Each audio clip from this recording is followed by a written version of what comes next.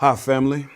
We are beginning a series of lessons, and that series of lessons is living with purpose, on purpose. And the goal of these recordings will simply be to take what we hear in the sermon, to take what we hear on a regular weekly basis, and then bring it in to where we live it out by making application.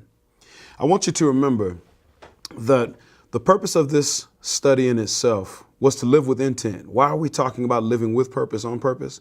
We want to live with intent. That's the goal, to have a deep resolve to live with both aim in our life and a distinct purpose for our life. And in our first installment, our major passage was Ephesians chapter 1, and we talked about three major things. This is going to be a review of what we've covered. First of all, we talked about the fact that in answering the question, why do I exist? We exist first and foremost out of the personhood of God. And the beauty of living out of the personhood of God helps us to recognize that God is a relational being, and he made us with the intent of demonstrating that relationship to the entire world. Ephesians chapter 1 describes the fact that God is both an individual who from the foundation of the world intended to be in a relationship with his humanity. Ephesians 1 verses 3 all the way down through verse number 14. But we also learn that there are certain benefits of that personhood. A God who is love, 1 John chapter 4, 7 through 8. A God who does what he does with intent of love, John 3 and verse number 16. This same God wants to make and has created a creation to demonstrate his love for them. So we're made out of the personhood of God. But then number two, we study the fact that we're made in order to please him. Everything that we do ought to be aimed at bringing God pleasure. We ought to live in such a way where our goal is to say, out of all the things that I do, out of all the work that I do, out of all the industry I'm a part of, out of all of the gifts that God has given me, that it's aimed at pleasing God.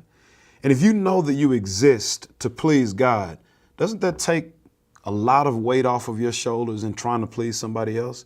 People will always be disappointed. People will always be discouraged. Someone will never want what you have to offer or appreciate what you give.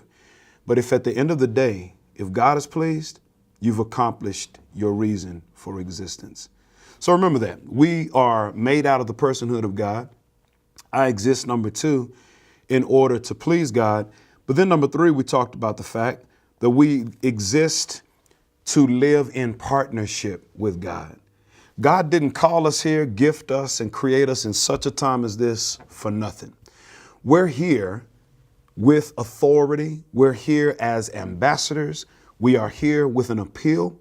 And we're also doing all of this by the assistance of God. Think about this in this way. God is a partner in a purpose that he created, and we are allowed through the power of heaven to get it done. All of that speaks to the significance of why you wake up in the morning. And here's your challenge. This is what we're going to talk about in each of the lessons to come.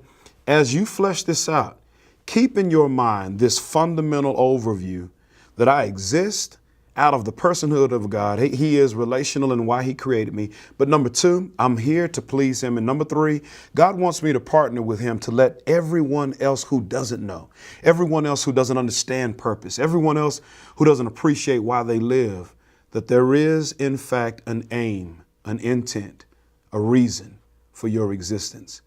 And you and I should not live beneath our privileges. So live with purpose, live with appreciation, live with the beauty of what it means to have God partnering with you while you accomplish a purpose that's so much bigger than who you are. Listen, I'm going to pray for you. You pray for me, and let's watch God change everything around us. God bless you.